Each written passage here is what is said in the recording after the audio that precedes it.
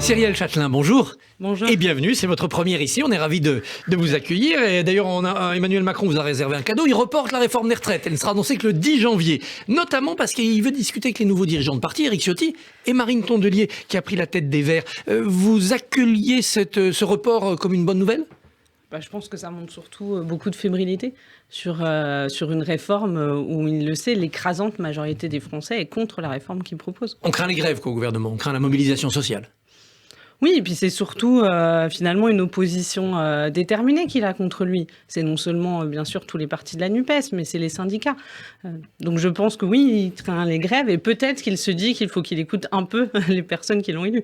Et un chemin plus doux vers 64 ans par exemple, avec plutôt un allongement des trimestres nécessaires qu'un report de l'âge, c'est négociable pour vous, pour la NUPES ? Mais c'est absolument pas négociable un report de l'âge de départ à la retraite.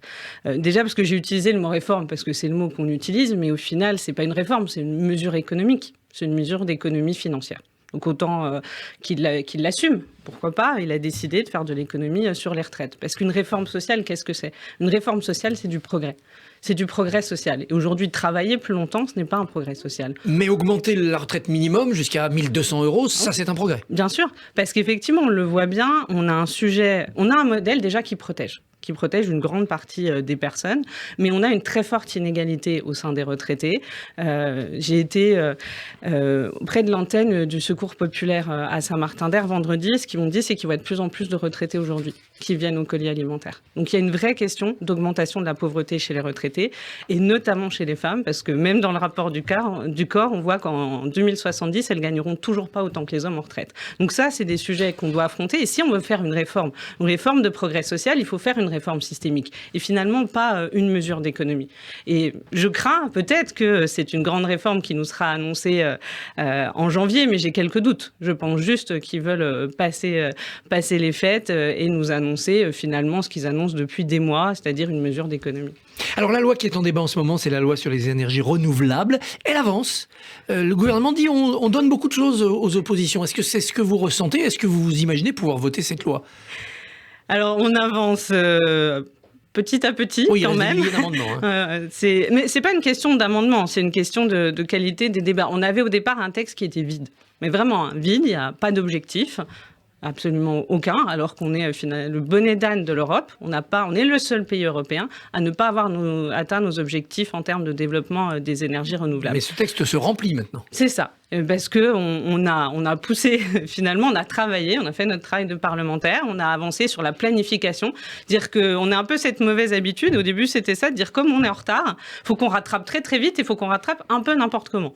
Donc nous, notre objectif déjà, c'est de dire il faut qu'on planifie, il faut qu'on permette de développer les énergies renouvelables, mais pas n'importe où, pas n'importe comment, et notamment sur les zones déjà artificialisées. Et c'est pour ça qu'on s'est battu pour le développer dans le résidentiel, tout ce qui va être centres commerciaux, bâtiments publics. Mettre du solaire partout, c'est possible. C'est ça. Et bien ça, par exemple, ça nous a été refusé. Alors que c'est évident. C'est une évidence, c'est là où ça va le plus vite. Donc on a des endroits où le gouvernement ne bouge pas, et j'avoue que je ne comprends pas pourquoi. Heureusement, il y a des choses qu'on a réussi à gagner. On a réussi à gagner le fait de mettre du photovoltaïque sur les futures constructions de logements sociaux, qui permettrait de réduire les charges des locataires. On a réussi à gagner un observatoire de l'énergie renouvelable pour justement voir où est-ce qu'on a du potentiel. Donc on voit bien, là, le débat est en cours et qu'on verra finalement s'il y a plus de positifs que de négatifs. La droite veut un veto pour les maires des éoliennes dans les communes. C'est le maire qui doit dire oui ou non. Ça semble démocratique. Alors, c'est un veto pour les maires de la commune, pour les maires qui sont tout autour. C'est la meilleure manière de bloquer les projets. Là, on va sur un travail de gouvernance, c'est-à-dire définir des zones d'accélération.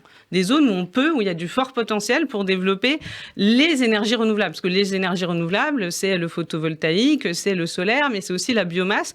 Donc, c'est finalement déterminer des zones où on peut développer l'ensemble de ces énergies et sans doute des zones où on ne peut pas. Par exemple, les zones à forte biodiversité. Ces zones qui doivent être protégées. Donc, c'est ça ce qu'on propose, c'est d'avoir une planification qui part des territoires et qui identifie les endroits où on peut aller plus vite. Et c'est là-dessus qu'on avance dans le cadre de l'étude de ce texte. Aujourd'hui, le renouvelable, c'est 3-4% de l'énergie disponible. Évidemment, il y a moins de soleil, il n'y a pas beaucoup de vent en ce moment. Hors hydroélectrique, qui représente, lui, 15%. On est loin de l'autonomie, donc on a l'impression que sortir du nucléaire avant 100 ans, ça ne sera pas possible. Mais c'est le fruit de choix politiques. Ça fait des décennies et des décennies que le choix est fait d'investir quasi exclusivement sur le nucléaire. Et on voit bien cet hiver que c'est une impasse. Pourquoi ? On a l'impression que c'est la solution. Au contraire, si on avait du nucléaire, si on avait Flamanville déjà en service, si on avait gardé Fessenheim, disent les pro-nucléaires, on n'aurait pas de soucis. Alors, la première chose, c'est qu'on voit bien que depuis des mois, on a des réacteurs qui sont à l'arrêt. On était à 32 réacteurs à l'arrêt cet été. On aura encore au moins une dizaine de réacteurs à l'arrêt en janvier. Donc, on voit bien qu'on a des problèmes de corrosion, même potentiellement de fissures. Donc, ce n'est pas sûr. C'est-à-dire que cette souveraineté qu'on nous vendait avec le nucléaire, elle n'existe pas. La deuxième chose, elle est fragile. La deuxième chose, Flamanville, c'est un bon exemple. Ça a plus de 10 ans de retard. Ça a plus de 10 ans de retard et c'est des milliards d'euros de surcoût. Donc, ça ne marche même pas dans la temporalité. Et Fessenheim, effectivement, on a gagné. C'est la chose que les écologistes ont gagné dans la négociation avec François Hollande. Moi, j'en suis très fière. Et ce qui était dit en 2020 et par RTE et par EDF, c'est que ça mettait pas, qu'il n'y avait pas de problème dans l'approvisionnement malgré le retard de Flamanville. Donc, c'est pas l'arrêt de Fessenheim qui aujourd'hui nous met en difficulté. Et je voudrais quand même dire un dernier point sur le nucléaire et sur cette souveraineté qu'on nous vend. Aujourd'hui, on a la Russie qui a déclaré la guerre. C'est le retour de la guerre à cause de la Russie qui bombarde des hôpitaux, qui ont des infrastructures vitales et on dit on arrête très logiquement l'ensemble des négociations avec la Russie.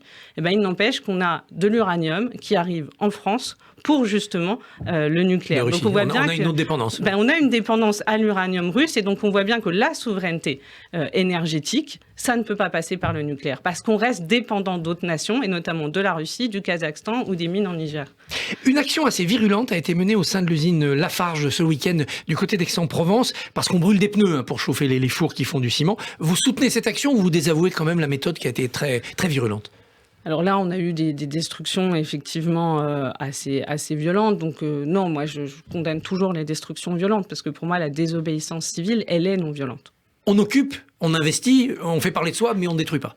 Tout à fait. Et là, ça a été un peu trop loin, oui. En tout cas, de ce que j'en ai lu, oui, il y a eu beaucoup de destruction. Mais voilà, on occupe, on investit, on dénonce, on provoque, bien évidemment, mais toujours dans la non-violence. Alors, ce qui a été très pacifique ce week-end, c'est l'élection de Marine Tondelier à la tête des Verts. 90,8% des adhérents, finalement, par le jeu des fusions de motions. Ça fait un peu union de façade, quand même, parce qu'on sait que derrière, il y a quand même des divisions. Mais je veux déjà la féliciter. Déjà, je veux féliciter Marine Tondelier, notre nouvelle secrétaire nationale élue. Et moi, à l'inverse, je pense qu'on a une équipe solide. Elle est solide parce qu'elle est rassemblée et qu'elle représente... Dans ses divergences aussi. Oui, mais c'est ça l'écologie. Finalement, on a un même objectif, c'est-à-dire faire en sorte que la planète soit vivable aujourd'hui et demain. Et des fois, on a des débats sur la manière de porter notre message. Mais on a tous le même objectif. Donc, cette équipe qui rassemble tout le monde, tous les écologistes dans leur pluralité, je pense que c'est une équipe extrêmement solide. Et qui aura finalement... un sujet à traiter, qui n'est pas n'importe quel sujet, qui est un gros sujet, qui est celui de la prise de conscience du climat. Aujourd'hui, on le voit, on vit les impacts du réchauffement climatique. Et cette prise de conscience, les écologistes n'en sont pas le débouché automatique.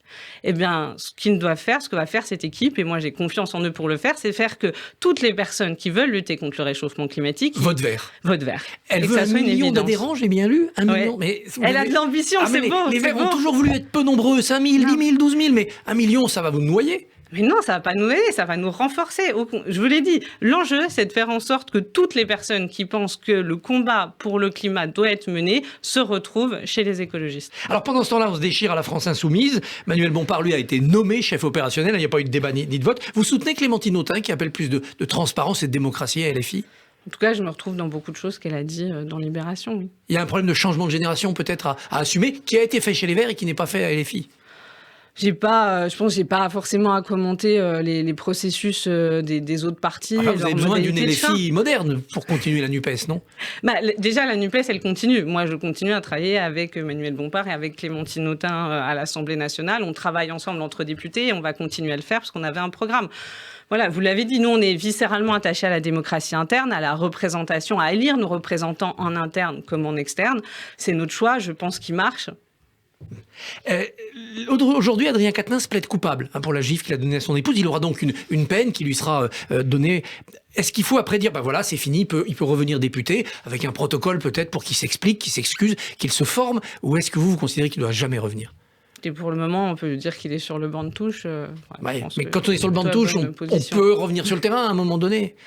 Oui, on va peut-être attendre un peu. C'est à lui de faire le chemin avec un temps nécessaire. Et de trouver les mots aussi, peut-être. Voilà, déjà attendre de voir finalement le résultat de ce plaider coupable. Parce qu'un chemin de repentance et de résilience, finalement, ça peut peut-être servir de modèle. Comment ne pas faire ce qu'il a fait? Il peut être l'ambassadeur de cela. Vous semblez sceptique. Mais c'est compliqué parce que... c'est toujours compliqué d'être sur un seul cas. Bien sûr qu'il doit sans doute, en tout cas j'espère qu'il réfléchit à ses actes, mais plus globalement on a un débat face à nous qui est, on a Adrien Quatennens, mais on a d'autres députés, soit dans cette mandature qui ont des accusations extrêmement graves contre eux, soit même à la précédente mandature où on a un député, Benoît Simian, dont l'Assemblée nationale avait refusé la levée de l'immunité parlementaire, alors que les accusations étaient extrêmement graves, de harcèlement, c'est ça, de la part de son épouse.